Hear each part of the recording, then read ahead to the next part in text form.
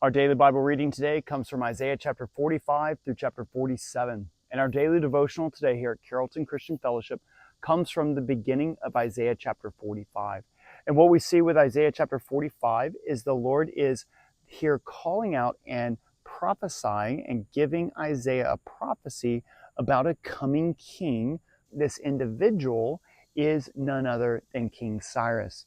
And so we see here in verses 1 through 7, we see God's calling, purpose, and mission for Cyrus. In verses 1 through 3, we see God's calling, purpose, and mission for King Cyrus, who will be the king of Persia. And so with this, God says that Cyrus is his anointed.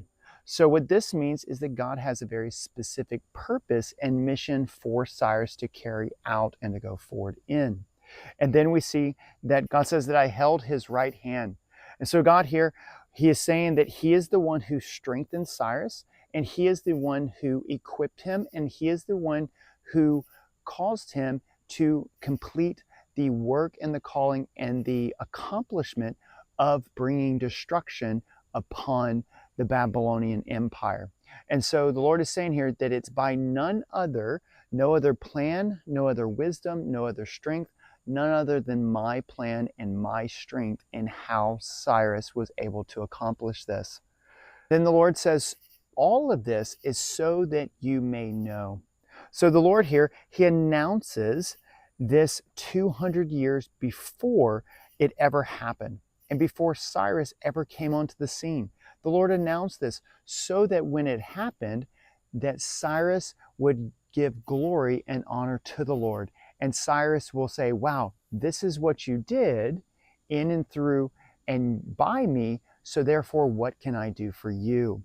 And so that is the reason why the Lord did that. And that is the reason why the Lord prophesied this, so that it would incite a reaction to the Lord. Then we see in verses 4 through 7, we see God's purpose behind calling Cyrus, God's purpose behind the calling and the work and the mission of King Cyrus of Persia.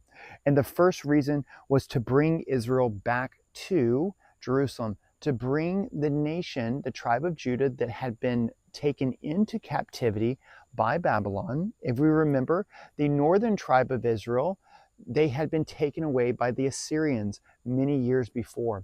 But the nation, or in the kingdom of Judah there in the south, which included Jerusalem with Judah and Benjamin, Judah had been taken away into captivity by the Babylonians. And so the reason why the Lord strengthened, called, and gave a mission to Cyrus was so that God could bring the nation back into relationship with him. And then we see it's also so that Israel would glorify the Lord. He did this so that the nation would know and understand that God is serious about his promises, that God is also serious about his chastening of them.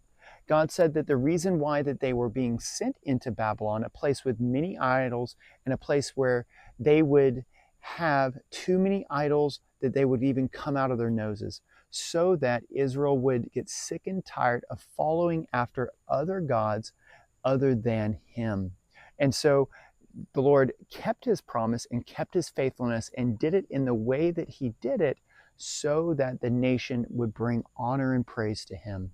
So I hope this will be a good encouragement to you, that God desires and seeks and desires to use those who are faithful to him, and those who he knows will respond by bringing glory, honor, and praise to him. That's who the Lord desires to use.